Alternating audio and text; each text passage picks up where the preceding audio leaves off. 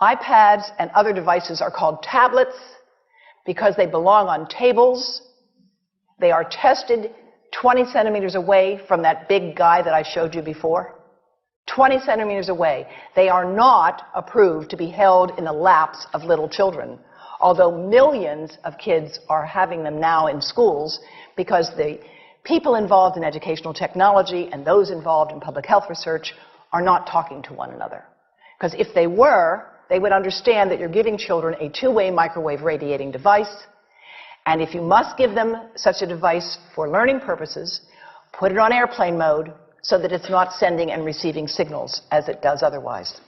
Now, this is some new modeling, again, that we've developed with colleagues in Brazil, and we can share with you how we've done it. We first start out with the MRI and create the model with 1 millimeter voxels, and this is quite a bit of work goes into creating this, and here is what it looks like after a period of 6 minutes. And that's really not as bad as it might look, because you see the red area only gets partway through the eye of the adult, right? The one that we're really concerned about is this one with the young child. And this is a 3-year-old brain that we modeled. And you see that by the end of that 6-minute call, the peak radiation, yellow and red, is getting all the way into almost both eyes. And again, this is one call, and it's not going to kill anybody. It may not cause any biological effect whatsoever for 1 call or 2 calls or 3 calls. But the question is, what's the cumulative impact of this kind of exposure? How do we evaluate it? And I want to show you an example of some of the work that we are doing now that I'm releasing here for the first time. And this is a modeled microwave radiation dose of a 6-year-old with greater levels to the frontal and temporal lobes, eyes and cheek. And watch this here.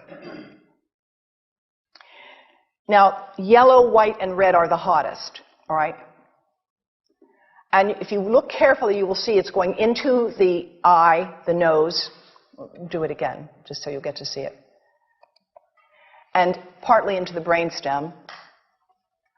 Now, that's just showing you that there's going to be some exposure into that area of a young head. It doesn't tell you that there's any biological effect, right? Now, the next slide is going to show you something that might be of interest to students and faculty here. And that has to do with exposure to the reproductive organs. We call them the gonads. I think you say the testicles. And bone marrow. And look here at the radiation as it gets into the groin area. And that's just from having a mobile phone modeled into the pocket. And this, again, is based on a normalized SAR with I think we had a dipole antenna. Now, the breast. The breast is mostly fat, contains a lot of fluid. Things that contain fat and fluid cook faster in the microwave oven. Now, a cell phone can't cook anything, all right? Mobile phones do not pop popcorn. That was a fraud. They don't make any heat that we know of, otherwise they wouldn't be permitted. But they do go through things that contain fat and fluid.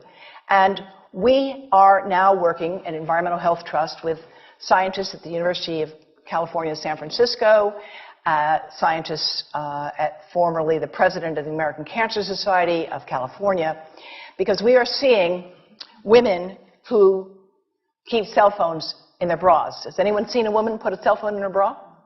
Hands up, please.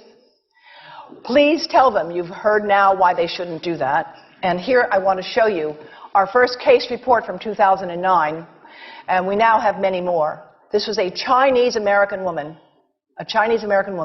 who used her cell phone 4 hours a day in her bra for 10 years while she was driving. Now, and you drive with a phone on your body.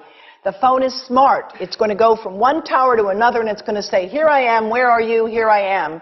And it's going to be going to max power each time it moves from one cell tower to another. And there it was right next to her chest. And the tumors that developed right under the antenna of the phone.